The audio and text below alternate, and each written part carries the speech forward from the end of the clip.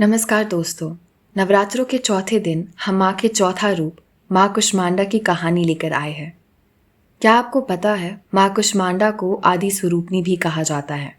कहते हैं जब पूरा ब्रह्मांड अंधकार में डूबा था, कोई रोशनी ना थी, तब माँ की एक हल्की सी मुस्कान ने सृष्टि का निर्माण किया और इसी वजह से उनका नाम पड़ा कुष्मांडा, जिसका अर्थ है छोटी सी मुस्कान से ब्रह्मांड रचने वाली। जब सब जगह घंघोर अंधेरे ने घेरा बना लिया हो, कोई प्रकाश कोई उजाला ना हो, तब माँ कुष्मांडा ने अपनी कोमल हंसी से सूर्य का प्रकाश प्रकट किया। उनके इस कृपा से प्राण शक्ति आई और सृष्टि का अस्तित्व बना। इसलिए माँ को ब्रह्मांड की सृजनहार माना जाता है। उनके बिना सूर्य का तेज, चांद का प्रकाश या प्राण ऊर्जा ही संभव नहीं है।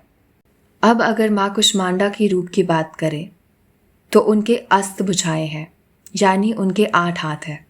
हर हाथ में एक अलग शक्ति का प्रतीक। कहीं उनके हाथ में कमंडल है तो कहीं धनुष बाण, कहीं चक्र और गदा। एक हाथ में जपमाला है जो त्याग और ज्ञान का प्रतीक है, और दूसरे हाथ में अमृत कलश जो अमृतत्व, जीवन और आरोग्य देता है। एक हाथ हमेशा अभय मुद्रा में रहता है जो हमें आशीर्वाद और रक्षा प्रदान करता है। वह शेर पर सवार होती है जो उनकी शक्ति और वीरता को दिखाता है, और उनके पहनावे का रंग होता है पीला या हल्दी रंग, जो प्रकाश और खुशियों का प्रतीक माना जाता है। एक और रोचक बात, माँ कुष्मांडा को एक विशेष फल बहुत पसंद है, कुष्मांडा फल यानी सफ़ेद कद्दू, जो संस्कृत में भी कुष्मांडा कहा जाता है।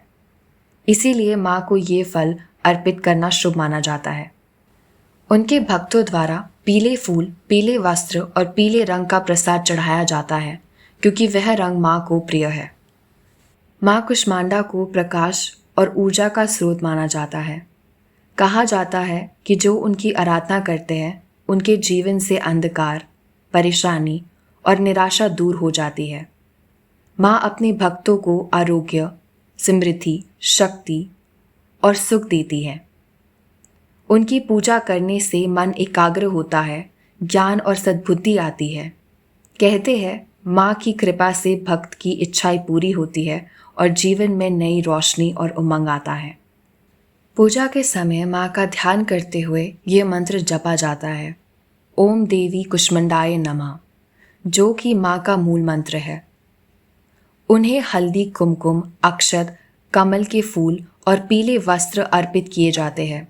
भक्तों द्वारा व्रत भी रखा जाता है, जिसमें दिन भर माँ का ध्यान करते हैं और शाम को उनकी आरती की जाती है। तो दोस्तों, माँ कुष्मांडा की ये कहानी हमें सिखाती है कि एक छोटी सी मुस्कान भी सबसे बड़े अंधकार को दूर कर सकती है।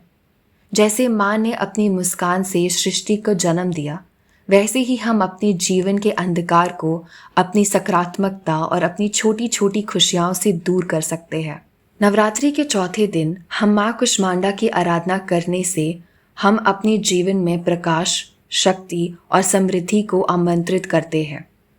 अगली कहानी में हम माँ के 5वें रूप से मिलेंगे। तब तक के लिए जय माता दी।